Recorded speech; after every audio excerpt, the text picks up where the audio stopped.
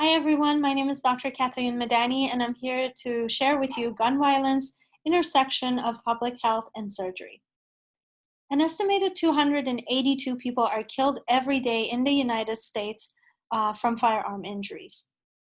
This is the highest reported rate in all high-income countries across the globe. This means that 4% of all trauma cases and 16.7% of all injuries reported to the emergency rooms in US are related to firearms. The current death rate from these injuries is 10.2 to 12 per 100,000 people. In the first 250 days of 2019, there were 220 mass shootings reported. Here we have an image of the victims of the Sandy Hook shooting that was in 2012. An image of the outside of the Walmart, which was the site of the shooting in 2019. And you can appreciate the variety of the law enforcement and military forces that had to be in place to support the rescue mission. And finally, an image of the victims of the Pulse nightclub shooting from Miami in 2016. And you can see the vast range of age groups and backgrounds of victims of gun violence. The current status of laws in the United States requires a full criminal background check for purchasing a weapon in the US. In 2016, the National Instant Background Check reported 27 million background checks for purchasing of firearms. In 2008, President Bush amended this requirement to include certain mental illnesses that will now prohibit individuals from purchasing firearms. As of 2018, there are 149 bills and resolutions pending with regards to firearms. Most of these, however, will not receive the support necessary to become laws.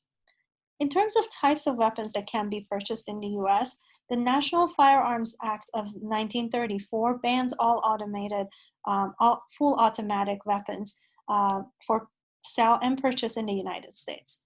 The assault weapons ban of 1994 banned the semi-automatic weapons sale and purchase in the United States as well, but unfortunately this ban was only for 10 years, and as of 2015, the purchase of semi-automatic weapons in the United States is fully legal. States have jurisdiction over the high-capacity magazine and locks requirement for purchase and maintenance of firearms.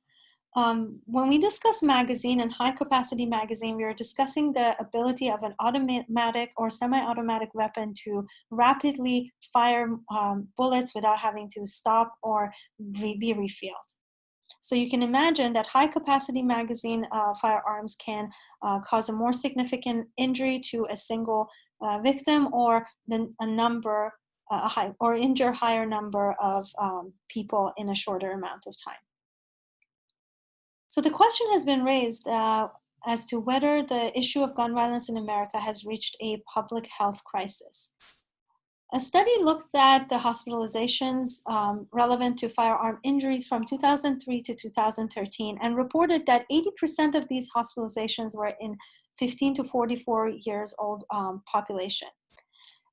The patients that were hospitalized were 9 times more likely to be male than female, and that the average annual admission cost for hospitalization relevant to firearm injury was $622 million US.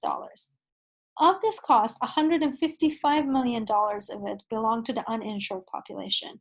You can appreciate the significant economic burden that hospitalizations due to firearm injuries can have on the country. On the right, the table is showing us the patient demographic of those who were requiring surgical intervention due to firearm injuries in a variety of states. If you look at the all states column, we see that 10.9% of these patients were female and the rest were male. 53.5% were Black. 46.3% were under public insurance and used Medicare. 53.3% of these patients belong to the lowest median income quartiles. 61.5% of them were injured in the large metropolitan areas. 49.6% of these injuries were moderate injuries that required surgical intervention. Only 1.7% of them were employed at the time of their injury, and only 9% had college education. Of these injuries, 57.6% were as a result of an assault, and 30.1% were as a result of an accidental injury.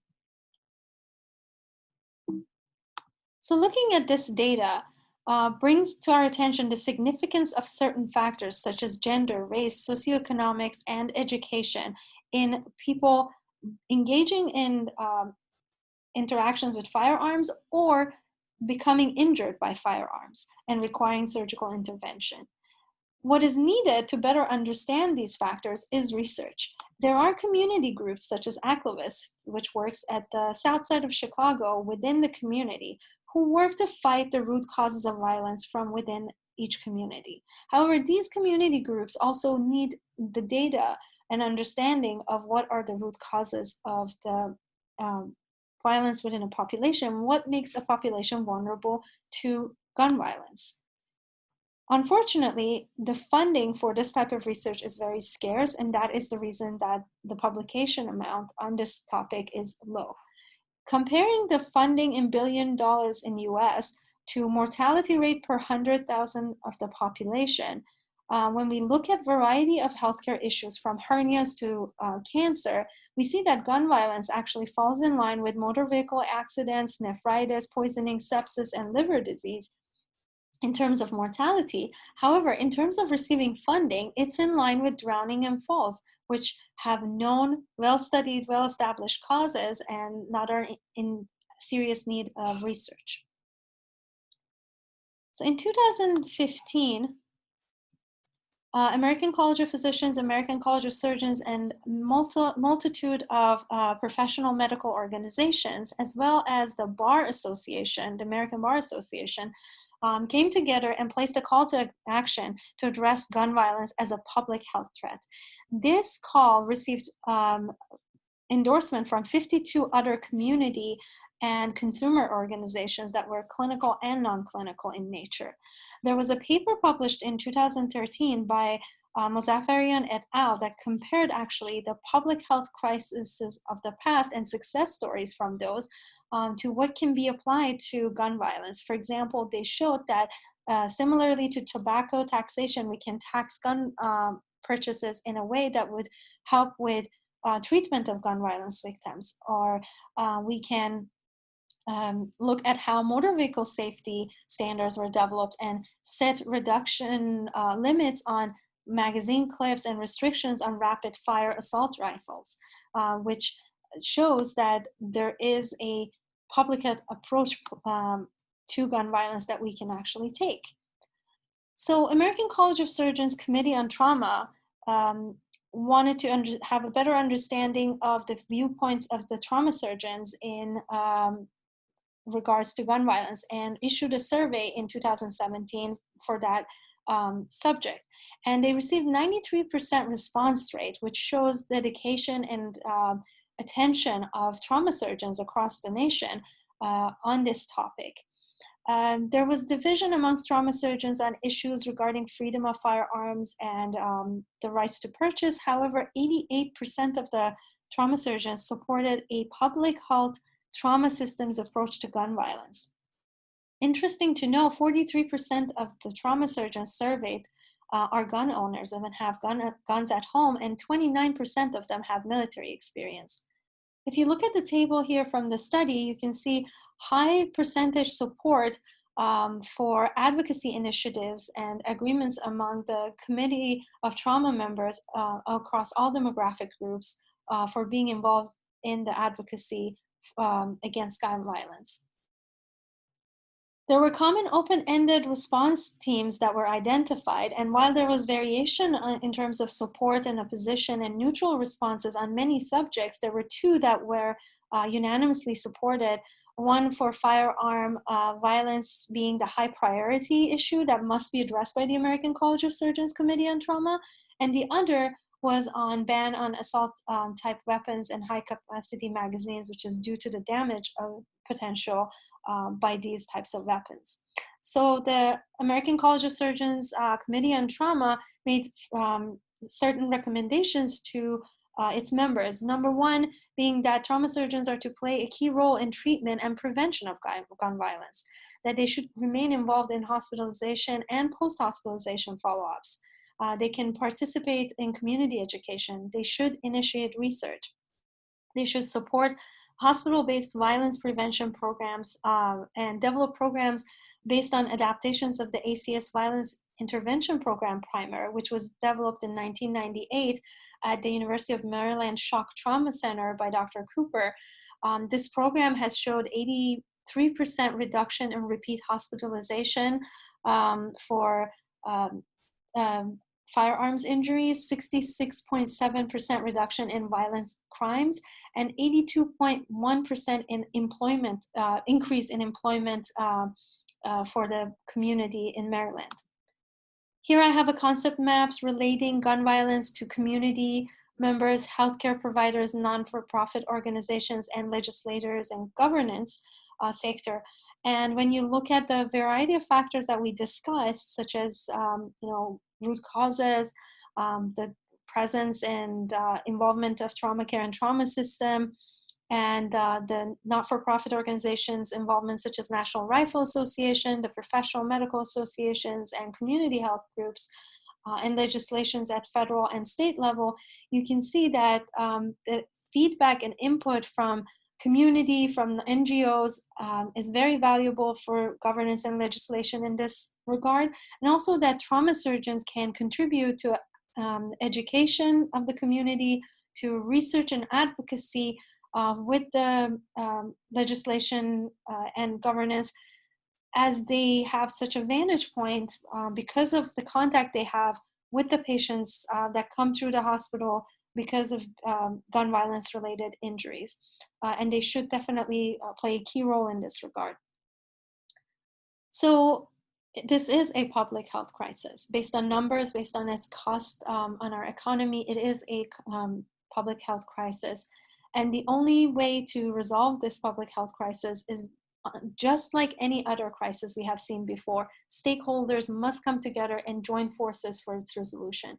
The stakeholders I have identified here are surgeons and the healthcare community, the governance and the policy makers, the National Rifle Association, and the other NGOs, and the community members and groups. In 2018, physicians and surgeons came together and drafted a letter inviting the National Rifle Association to join forces with them so that they can support research funding for gun violence. This letter was signed with the statement that we are not anti-gun, we are anti-bullet holes. Unfortunately, the National Rifles Association proceeded with responding publicly, telling physicians to stay in their own lane. This resulted in a backlash from the trauma surgeons and physicians and trauma providers all around the country, where they shared images of their trauma centers, their pagers, their day-to-day interactions with trauma patients that came in because of the gun violence related injuries. The hashtags that were trending were "this is my lane," "this is our lane," and "this is everyone's lane." Here you can see many of the wonderful trauma surgeons who have been part of this effort around the country. Dr. Joseph Sakran, of note, has been leading these efforts. He is a trauma surgeon in Baltimore who is a survivor of gun violence. He was shot at the age 17 and survived it and became a trauma surgeon. And we have here, for example, one of the tweets that is asking the NRA collaborate with us to end this gun violence issue. So in the end, I must agree with the trauma surgeons of the United States that this is everyone's lane. This is all our lane, and we all need to come together. Trauma surgeons can play a key role in advocacy because of their unique vantage point as frontline responders to this public health crisis, but it will take every one of the stakeholders mentioned for this crisis to be over and for the health of our community to be ensured against this issue. Thank you for your time today.